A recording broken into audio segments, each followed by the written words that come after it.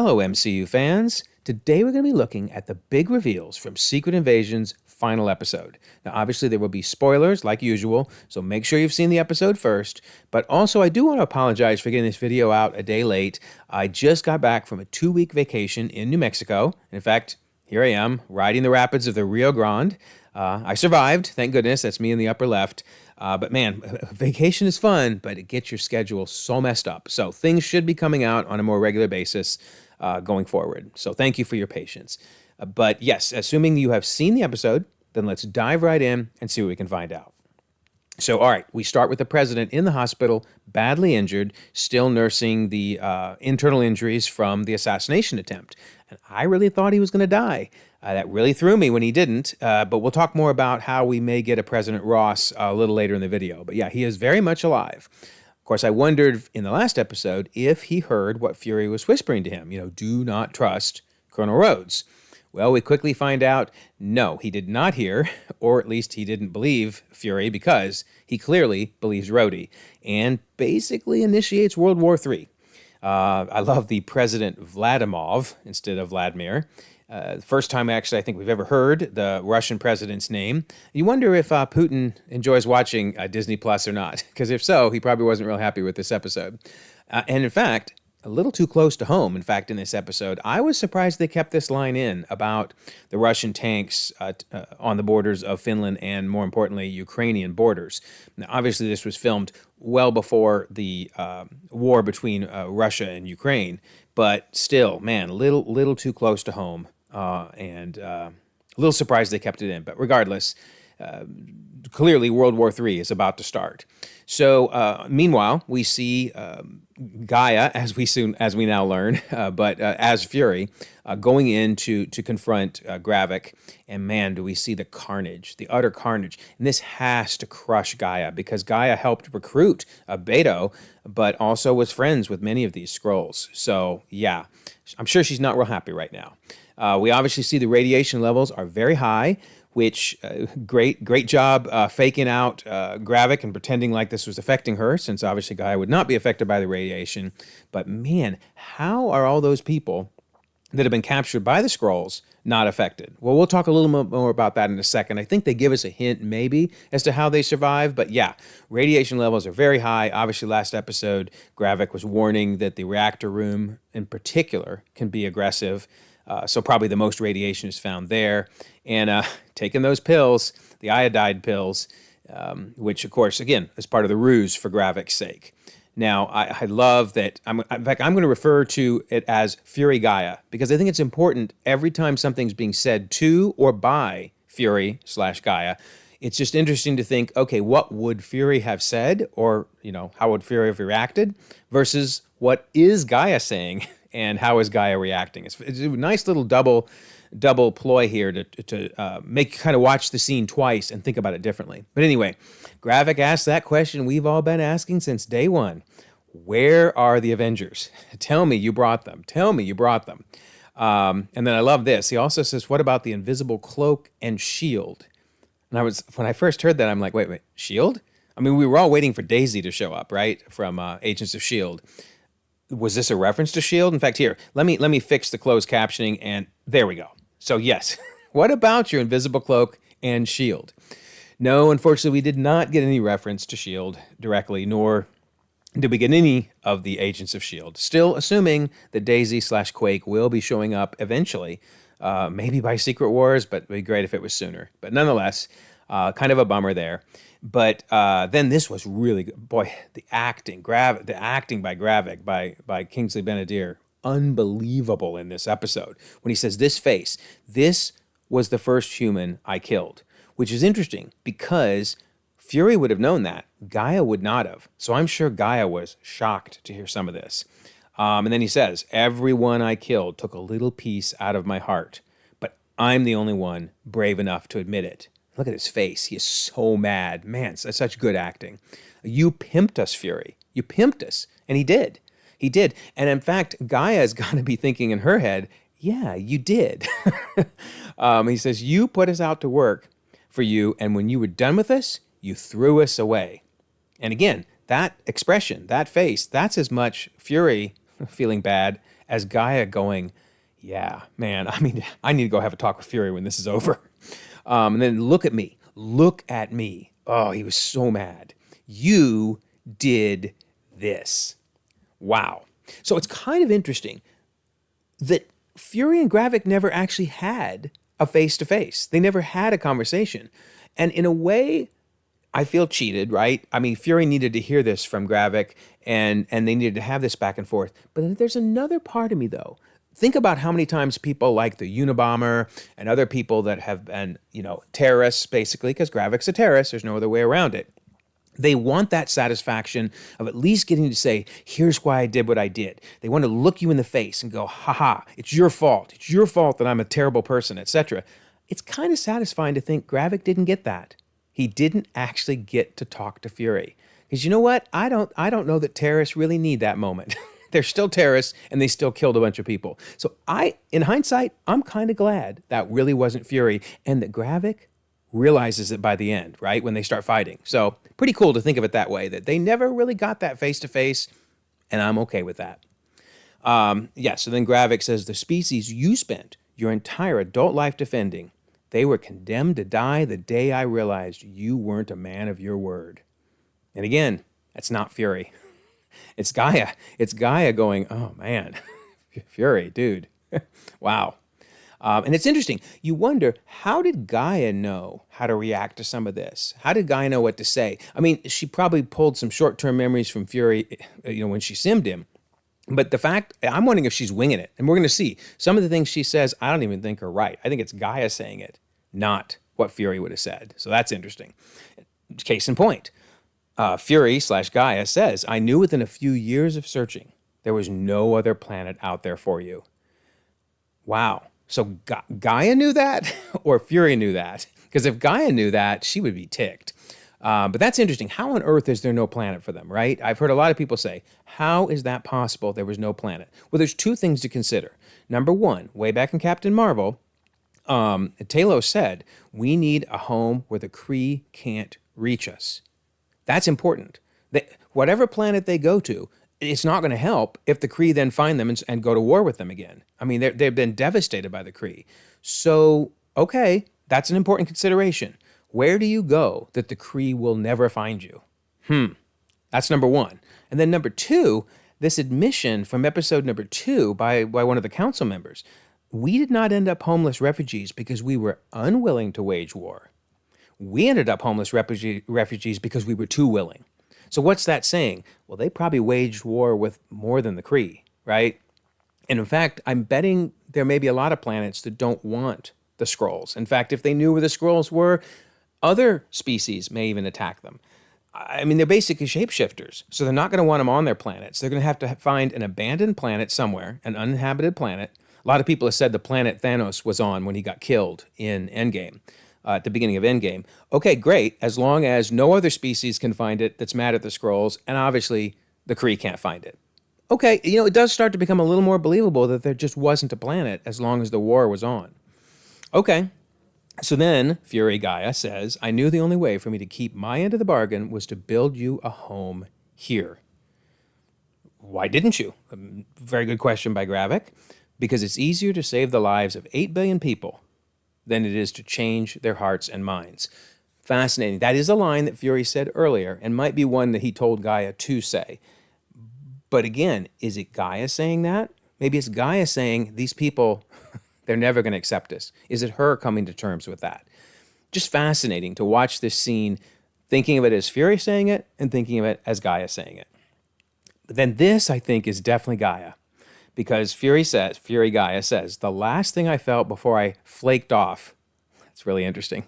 We've never had that term before, flaked off, but it works, right? Relief that I didn't have to fight anymore. I know that's what I would say in my last moments. Yeah, relief, I can finally rest. I don't have to worry about getting a video out in time, right? And everybody being mad because I was a day late. Just kidding. But yeah, he's saying basically, hey, I can rest. But that's not really the last thing that went through his mind. Remember, in Endgame, the last thing that went through his mind was how annoyed he was that he didn't get to drop the first F-bomb in a Marvel movie. So I think that's G'iah kind of just saying, well, this is how I'd have felt, but not necessarily what Fury would have felt. So very interesting. Nonetheless, we get to the bargaining chip, right? The whole reason this little tete-a-tete is happening. Okay, let's talk about this thing. First of all, is this the only vial? Do we really believe for a second it's the only vial? It's definitely got all the DNA. I was kind of guessing in the last episode, is it just Danvers? Is it everybody's? How does that work? We learn it's everybody's. But is it the only one? That's a question we need answered. Also, what was Fury even doing with it to begin with? I can't believe they didn't give us that answer, which means it must be forthcoming. Well, or they forgot, and it's bad writing. But I'm not going to go the bad writing route. I'm betting we're going to learn. And I'm wondering, did Val somehow get a hold of this, and does she use it to create Sentry? Because Sentry, they'll be fighting ultimately in Thunderbolts. Boy, that'd be a nice way to try to create a really powerful being. So we'll see. I have no idea. We may never see any of this DNA again. But those are some questions I'd like answered. Why did he have it, and is this the only one? Nonetheless, she says, Carol Danvers' DNA, along with the other Avengers that you and your team collected. Okay, so what all did we get here? Well, he's saying basically, it's yours. You can have it. Just leave Earth the heck alone and leave it now. You know, it was worth a shot, right? I guess there's the remotest chance Gravik would have said, cool, I'm going to power up and I'm going to leave. Of course, he didn't, but it was worth a shot, right? But okay, let's talk about this. First of all, one of the DNAs is Ghosts. So I was initially like, what, Ghost? Where'd you get Ghost DNA? Well, obviously not from the Battle of Earth at the end of Endgame. Probably this is because Ghost worked for S.H.I.E.L.D. For a while, and they probably got her DNA that way. We learned that in the Ant-Man and the Wasp movie, which is interesting because that means they've been collecting DNA for a while.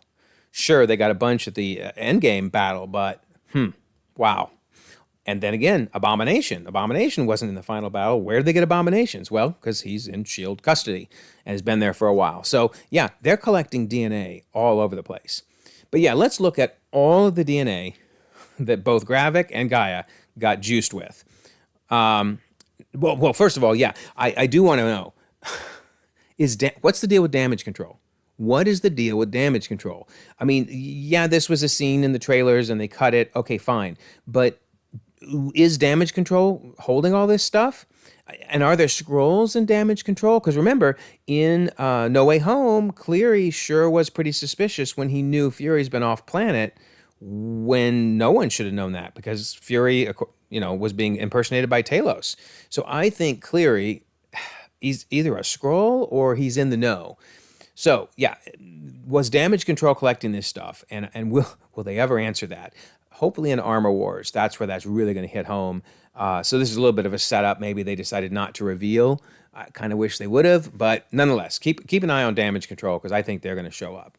But nonetheless, they'll show up in Armor Wars. Nonetheless, whose DNA did they collect? Whoever collected it, whose is it? Well, we learned they got Thanos DNA, the Black Order's DNA, they got the Chitauri, the Outriders, the Frost Beast, we learned earlier, Ghost, and Abomination. So I'd kind of list all of these as either villains or anti-heroes.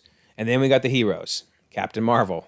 That's really all you need, right? But Captain Marvel, Thor, Valkyrie, Korg, Hulk. Holy mackerel, what a lineup there. 4 of the Guardians, Mantis, Gamora, Groot, and Drax, Winter Soldier, Captain America, Black Panther, and of course, they already had Extremis. Holy mackerel. That's pretty powerful. And those are just the ones we saw. There may even be more. So what does this mean? Does this mean G'iah, because obviously Gravik was killed, does this mean G'iah is the most powerful being in the universe? Maybe, I don't know. You have to wonder if maybe each of these powers is a little watered down because they were all thrown in together. They're not as powerful as they are in the original. That's possible. Keep in mind that you can only use a couple of the powers at once. I mean, if you could somehow use all of these at once, that would be insane.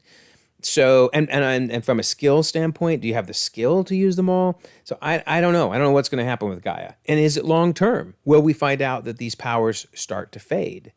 Lots of questions there, but at least right now, yeah, G'iah is the most powerful in the entire universe, which is very interesting. And then questions come up. The Marvels. We already seen in the trailers, they're all switching places back and forth. Will G'iah switch places too, since she basically has Captain Marvel's powers? Now, my guess is no, either because she didn't get the powers the way Captain Marvel got them, which was through the Tesseract. That's possible. It's also possible, again, she got a watered down version. It's also possible that unless you're using the power set, you wouldn't swap. So if G'iah wasn't using Captain Marvel's powers, she wouldn't swap. So several possible reasons the writers could use for why G'iah isn't going to be swapping, but just something to keep in mind, and maybe they'll explain it. That'd be nice if they did. I kind of doubt it, though. So pick your headcanon. Let me know what you think in the comments. But one of those reasons has to be why. But okay, so G'iah's got all this now. And this was the moment when I was pretty sure, okay, that ain't Fury, because there's no way they were killing Fury, and obviously Fury would be dead. I mean, just absolutely dead at this point. So there also was the hint, which is in the back of my mind, I was thinking of, and sure enough, it came to fruition when G'iah said in the last episode, "I'll put on a good face." That was the kind of cute little nod to, "I'll put on your face." So clever, very clever. That was our big hint if we applied it. But I kind of thought for sure that G'iah was going to show up, but I just wasn't sure if that was G'iah as Fury until things moved along. So pretty clever, pretty clever. So Gravik obviously is powered up, and the fact Fury's not dead, you're already going, wait a minute, there's no way. How is he not dead? But here's why I thought they really tricked us pretty good. Remember this from the trailer? On the left is from the trailer. On the right is obviously from the episode. Okay, they're famous for doing it, right? And they did it to us again. They took a scene from the trailer, from the actual episodes, and CGI'd it and changed it. So, or in this case, it might have been it was originally filmed that way on the left, and they just used the original shot and then CGI'd it for the episode. But yeah, this is why all along I thought Fury was going to take on Gravik and was completely unsure how he was going to pull it off. But yeah, very clever, Marvel. Love it. All right, so even though many people predicted this might happen, it still was pretty cool. When the music started surging and just seeing Fury hold back that fist, that was epic. And then to turn around and punch him out of the room, out into the stratosphere, that was pretty epic. And yeah, we reveal finally what we probably would have guessed is that it's G'iah, and that she is ticked off. Look at that face. She is not happy. So we're going to leave this scene for the minute and head back over to the real Fury, which was a good reveal. They suddenly show us, here's where Fury really is, trying to stop World War III. Of course, Falsworth is amazing, as always. So between her and Fury, they really got Raava on the run. And I love that. No buts, just yours back in the hallway. Go on. We need more Falsworth, big time. She's amazing. The standoff was good, a little tense. I mean, yeah, some people wonder why didn't they just shoot Rhodey, but there always seemed to be a time where someone else was in danger. Either the other Secret Service men were in danger, or in this case, the president's got a gun aimed at Fury. So, you kill Rhodey and he might shoot Fury. Just reactively shoot him even. So I'll buy it. I'll buy it. It feels like it could have ended sooner, but nonetheless, it was a really good scene. He says, "I'm not here to hurt you," but he is. Fury says he's the Skrull. So it was a little bit of who's the Skrull. And I love that shot by the president, man. He's not happy. He's not happy. And then this is really important. He says, Fury says, if you don't call off the strike, you're going to kill the man he's replicating, and he and the other world officials are being kept in pods beneath the Skrull compound. This might be how they're explaining the radiation poisoning or the lack thereof for all of the people that they're simming. Because if you think about it, the Skrulls don't want those people to die. They're using their long-term memories. So they would put them somewhere away from the radiation poisoning, maybe in a lead-based room or something. At least that's my headcanon. I wish they would have just said that, but you do wonder if the writers assumed we would hear this line and go, oh, beneath the Skrull compound. So they're somehow, away from the radiation. Anyway, let me know what you think in the comments, but that's my guess as to how they actually survived. And then again, he says, hey, you don't call off the strike, you're going to kill the man he's replicating. Pretty cool. And I know it's just a show, but man, every time we see the nukes, I keep thinking, in real life, we really are a push of a button away from utter destruction. Yikes. Maybe one day we'll dismantle all these things, but in the meantime, it's a scary day. You're always wondering who's the president of any of the countries, not just America, but Russia. They got Putin over there. So anyway, Scary, scary days, but thank goodness it's averted, and Raava Rhodey finally bites it. So you notice the blood turns purple. Now, some people have theorized, that's how we can tell if you're a Skrull, if your blood is purple. I think, though, it only seems if you're dead, it turns purple, because we've seen scenes where someone is just injured and it stays red, which makes sense, right? If they're able to still keep their simmed form, then they could keep the simmed blood, I guess. Anyway, I don't know how definitive it is, but that is going to come up a little later when we're trying to figure out when Rhodey was swapped. But for now, Rhodey is down, purple blood and all. All right, so back to what I thought was a really cool battle. It was pretty fast. I could have handled another 5 minutes of it easily, but I thought it was good. I thought it was a lot of fun, and I enjoyed it even more on the second watch when I knew what to look for. So let's look at all these different powers that we see. But also, it is worth noting the reason I think it's great that G'iah is the one to fight Gravik is she is the one who lost both her mother and her father. I mean, yes, Fury lost Hill, and it was crushing to lose Hill. I loved Hill. But at the end of the day, that was just, his best friend, his confidant. G'iah lost her mother and her father. So this showdown really was more for her than for Fury. All right, so G'iah goes all extremist, love it. Gravik goes semi-Groot and semi-Abomination. So Groot in one arm, Abomination in the other. And you can tell by the ear, he gets that Abomination ear. That's pretty cool. G'iah then flexes her Drax biceps. I've had some people say her head's too big or this doesn't work. I don't mind. It's fine. It's not perfect, but it's fine. I just like her flexing it going, yeah, you want some of this? Then G'iah does Ghost, I think better than Ghost. She does some stuff it was cooler than even what Ghost did. So she vanishes and then reappears over here. First I thought she teleported, and then I realized, no, it's Ghost. That was pretty cool. Gravik releases his inner Korg, so gets a Korg arm. G'iah reminds us how much we miss Iceman. Man, I want Iceman back. Come on, give me the X-Men sooner than later, because that was pretty cool. And she shows that she could do Korg even better. So pretty cool looking there. After she impales Gravik, Gravik does a really cool move. Notice the boulder there in the background as he lifts it up and whacks her in the head with it. But what I love is his face. That's the same Maw face, just this arrogant, all I have to do is with just a flick of my finger, whoop, and I'm going to whack you in the head. I don't know why he made the rings, but maybe he thought they were cool, because obviously they can do anything they want. I don't know if it was necessary. Maybe the rings are part of the telekinesis. I don't know. Anyway, it looked cool. But yeah, so he whacks her in the head and then lifts her up and whacks her against the beam there, and then finally drop kicks her as the Hulk. So man, that was a couple pretty good moves. Oh, by the way, it's a good time to mention, by the way, there have been several people ask the question, how on earth do they know how to use these powers so well? Well, two theories.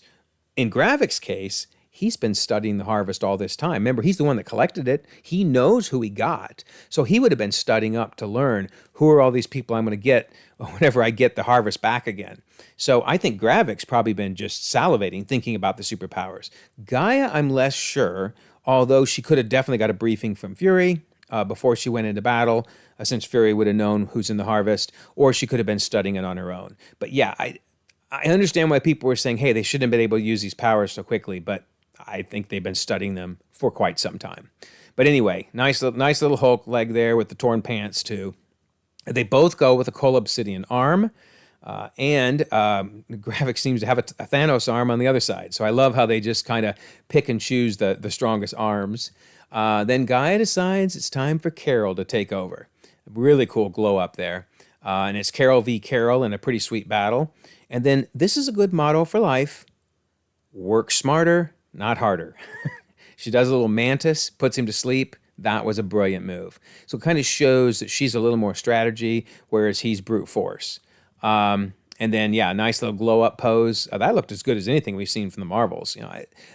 Some of the CGI might not have been perfect, but I really thought every time she used Carol's powers, she looked really good.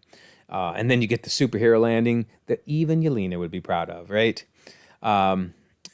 Anyway, nice glow up. I love the eyes. Incredible.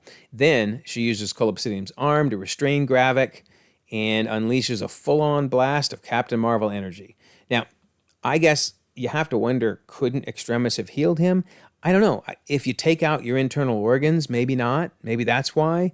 Maybe it's because of Carol's power, the strength of the blast. I don't know, because I kind of thought he would heal back up again, but I'm assuming he doesn't. I'm assuming she makes sure he's dead, showing that even with Extremis, you can die. I guess it's also possibly wasn't using the Extremis power. I don't know. Let me know your thoughts if you actually think he's going to come back. I don't think he is. I think he's dead. But it is interesting. So at least, I mean, Killian died, and Killian had full-on Extremis. So there you go. Anyway, great battle. I enjoyed it. And again, I think watch all this a second time. I think you'll like the episode better. I was bummed. It was a short episode, and they didn't wrap up very much, which we're going to talk about that next. But nonetheless, when you watch it without expectations, knowing what you're getting, it's a lot better. It's a lot better. So speaking of not getting things wrapped up, they rescue the captives, including Rhodey. So you're waiting, okay, give me the information. When did they capture this guy? Now, it's interesting that he's wearing, looks like a hospital gown, and he's completely unable to walk, and he seems surprised he's unable to walk. Like he just tries to walk and boom, falls down. And then I love that Ross immediately is interested in the timeline. Aren't we all? Well, maybe not everybody. I am. I'm obsessed with it, but nonetheless, that's just great. I'm like, good job, buddy. Subscribe to the channel. I'll tell you more about the timeline. Anyway, so he asks, how long have you been in here? And Rhodey doesn't really answer, but G'iah says, a long time. So what exactly is a long time? What are our theories on how long he's been out?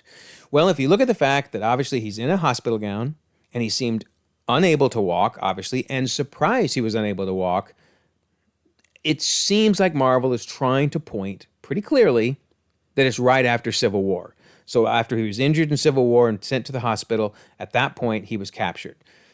They really, really, really, really seem to want us to believe it, which is why I don't think that's when he was captured. But we'll talk more about that, because they want us to believe it a little bit too much. So speaking of, Feige decides to troll us just a bit. In an article a couple weeks ago from Marvel.com, he talks about working with Don and making Don Cheadle and making this idea come to fruition. So a couple of his quotes here. He says, "We needed to have a character that no one would expect to be a Skrull. Don was on board for the reveal of playing and revealing another side of Rhodey and revealing that, yeah, Rhodey's been a Skrull." Then he goes on to say, "When we have amazing actors like Don that have been with us for so many years, we very much treat them like partners in the creative process, in the collaboration process. It was very early days when we pitched this concept to Don, and he very much was into it and into being able to play with different sides of Rhodey we haven't seen before." And then finally he says, the revelation of, when he was swapped, we'll have to wait as viewers come to, quote, understand exactly how long he's been a Skrull. We like the idea of fans going back and watching some of the other appearances of Rhodey and realizing that wasn't him. That's some pretty hard trolling. He's really making it clear that we thought about this for a while. Rhodey, the acting, Don's acting has been specifically tailored to, I'm a Skrull in these scenes. Okay. And then the director decides to troll us. This one today, literally came out today on comicbook.com. The Secret Invasion director confirms, I'm not sure he did, we'll look at this article, but anyway, confirms the timeline with Rhodey and the Skrull twist. Okay, so the director says, a lot of people have asked about definitively, when did Rhodey, swap? Well, the director says, I think his legs not working in the end of the episode 6 and him being in a hospital gown points to Civil War. Okay, let's just stop and look at that sentence. I think. This is the director, right? He knows. So the fact he says, I think, is because I don't think that is when it happened, but he's wanting us to think so. So he's kind of throwing the little line out there. I think this. Well, do you? Do you really think that? Anyway, he says, and from there, does it have to be definitive? Or is it more fun for the audience to go back and revisit every moment, every Rhodey moment, and look at it with a different lens now, and to think, oh, he might have been a Skrull here, and make the decision themselves? Or it will be answered in Armor Wars. So I can respect this trolling. I think he's saying, I think, and then he's saying, but from there, I'm not going to be definitive. You go back and watch it all again. So they want to open the door that it was right after Civil War, and they want you to think it all through. Here's why I have some problems, though. Okay, so let's look at Endgame, for example, because Endgame, Rhodey had a big role. This does seem like it could be Raava. That whole killing baby Thanos thing was very funny, but yeah, it was pretty brutal. Okay, I could see Raava giving that line. But boy, was this really Raava?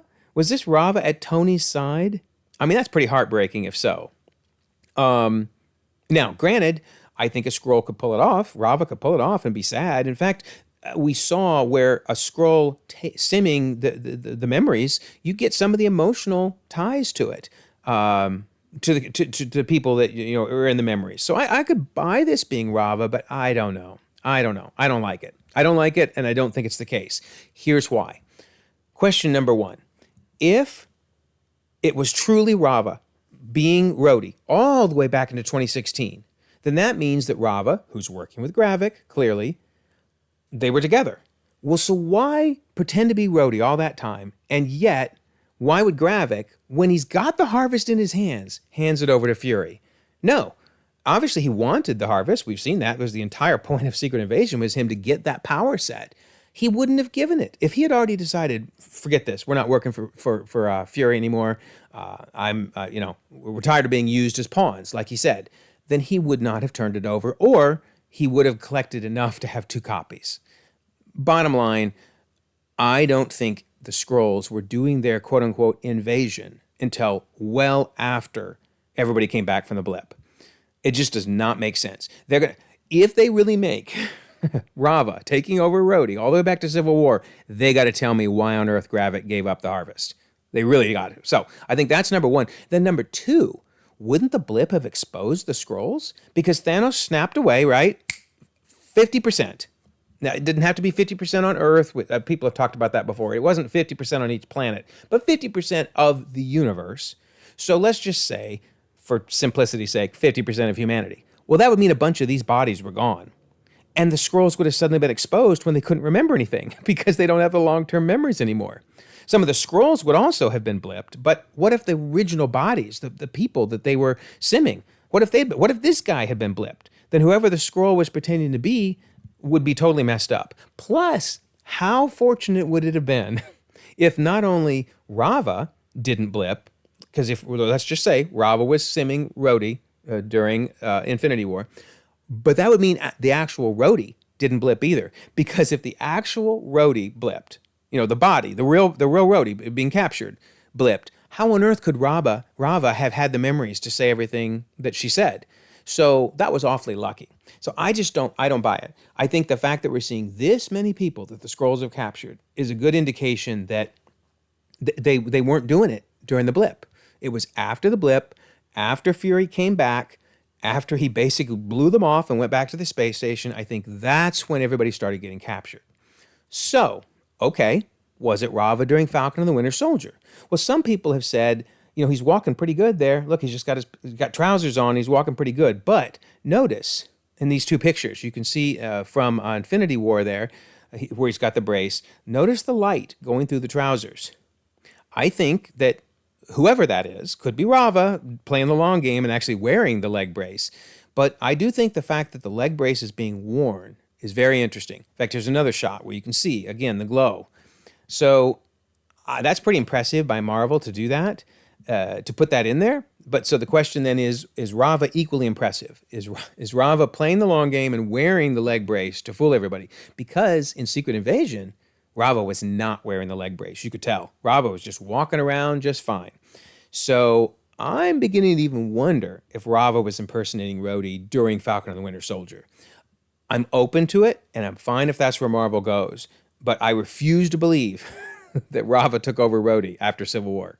No matter how much we're trolled by the director and Feige, I don't buy it. So let me know what you think. This is another thought people said, and this is the blood. The reason I brought up the blood earlier is that there are some scenes in Endgame where you see Rhodey's blood. However, if it's true that the blood doesn't turn purple unless you die, that could be their explanation, or it could be that was more proof that Raava didn't impersonate Rhodey in Endgame.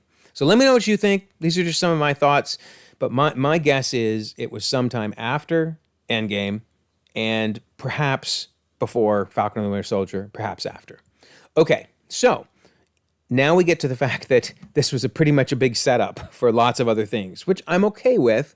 I mean, there was no end credit scene, but you could argue the last 10 minutes was one giant end credit scene, let's be honest. So we have the whole Rhodey question. That's setup number one. how's that going to get resolved, and it leads to armor wars. Then we got Falsworth and G'iah deciding to team up. Falsworth said, I will use you, and you will use me, and together we'll make the planet safe for both our people. I love any idea that gives me more Falsworth, and I loved G'iah as well. So the two of those heading off together is awesome. So it raises the question, will they be forming one of Britain's first teams? We have MI13, which is awesome. And that team, I believe, has on it Blade and a Black Knight, two characters who we've seen before. And, of course, Captain Britain.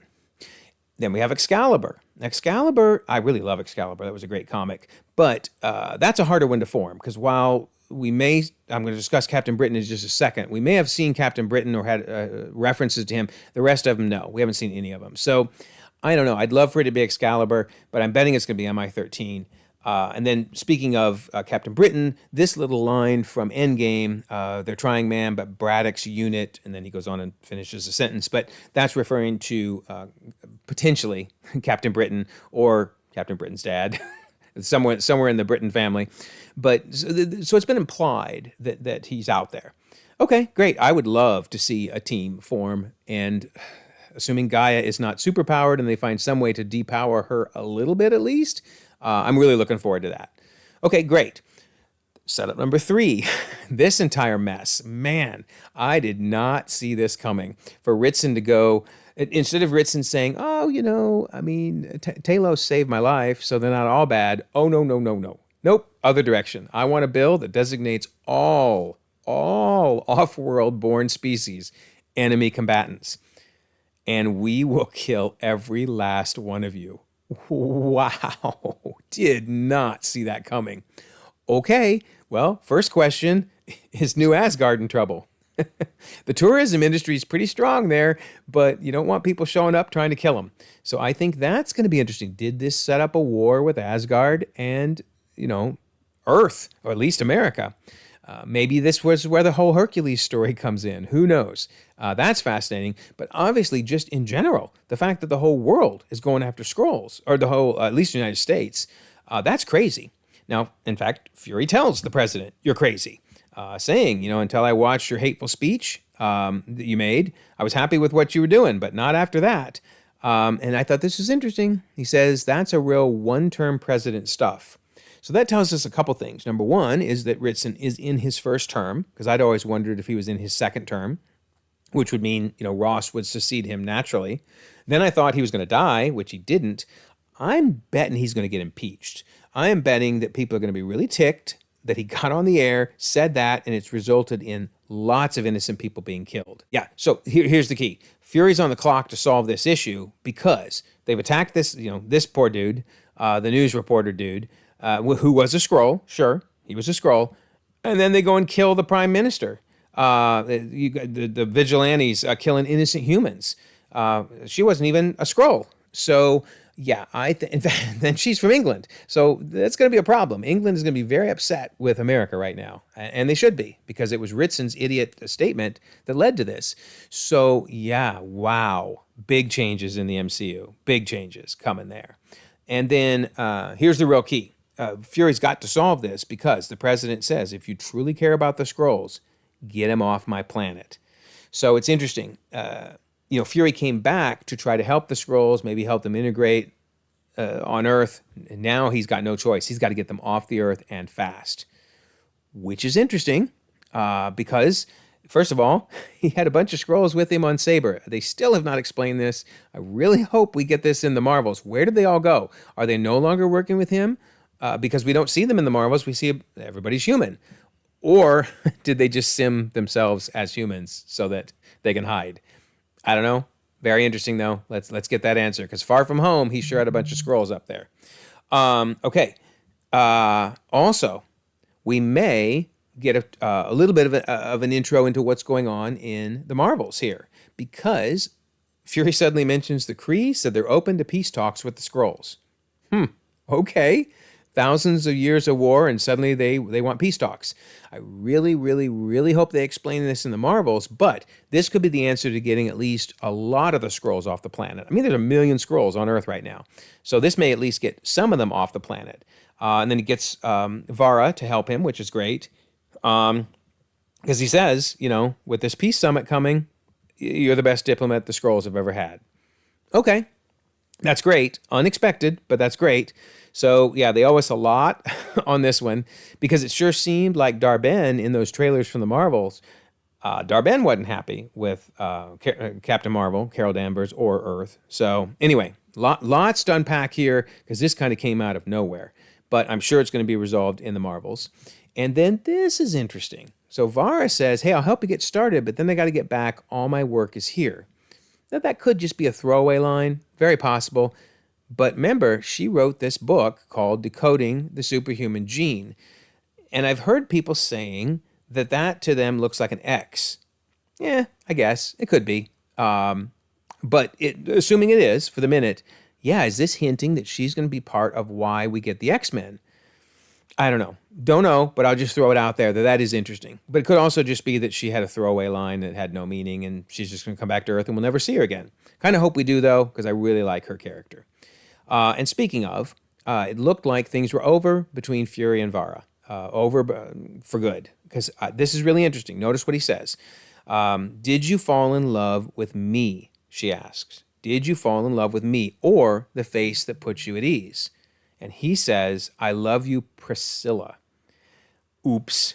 It's not what he should have said. He should have said, I love you, Varra, because she was just asking whether or not you like my face or not. And he acknowledges her as Priscilla. So yeah, I was kind of like, okay, it's over. It's over. Bad move. Oops. Fun while it lasted. However, when she then shows up with him as he's ready to head into space, he says, again, Priscilla, and she says, Varra, which I appreciate that. Tell me whether you like Varra, not Priscilla. And then he says, I love you only as you are. Wow. Really, really, really nice. Really romantic. They'd have a nice long kiss and then a sweet kiss on the forehead. So you got to wonder, maybe was Secret Invasion a romance series all along? Because, it's a lot of drama, a lot of tension, but really the romance between Fury and Varra was perhaps the most interesting element of the entire series. And when you consider we had no idea he was even married other than a throwaway joke in Winter Soldier, and yet we end the series thinking their relationship is just fantastic, one of the most in-depth relationships in the MCU. Maybe it was a trick all along, and this was all about romance. Anyway, bottom line, I enjoyed the series. I didn't like the last episode being shorter. Marvel has got to fix that. I don't know why they keep doing the shortest episodes for the last one and trying to throw everything in together. But I guess I didn't think this fell into this big CGI fight issue because that was only part of it, and it was really cool. There was some tension here and some very big things leading into the rest of the MCU, leading into several new movies and shows. So overall, not my favorite. Not the worst. Should have been better, but it gets me excited about the MCU going forward. So let me know what you think. Did you like the series? Did you feel like they dropped the ball in this last episode? Let me challenge you. Before you answer that, though, watch the episode twice. Just to see if you like it better the second time. I liked it a lot better the second time. But let me know what you think. I am going to do another video on the timeline because there are some very interesting things about the timeline. So look for that, probably even by tomorrow at the latest, maybe later today. But yeah, let me know your thoughts. And as always, I'll mention the Discord server. Here we are talking about some of the issues, like why will we probably not see G'iah and Carol swapping places? You can join the Discord server if you're interested. I will put a pinned comment with a link to it. Also, if you don't mind, like this video, subscribe if you haven't already. You can check out more content, and we'll all continue to enjoy the ever-changing, ever-evolving Marvel Cinematic Universe.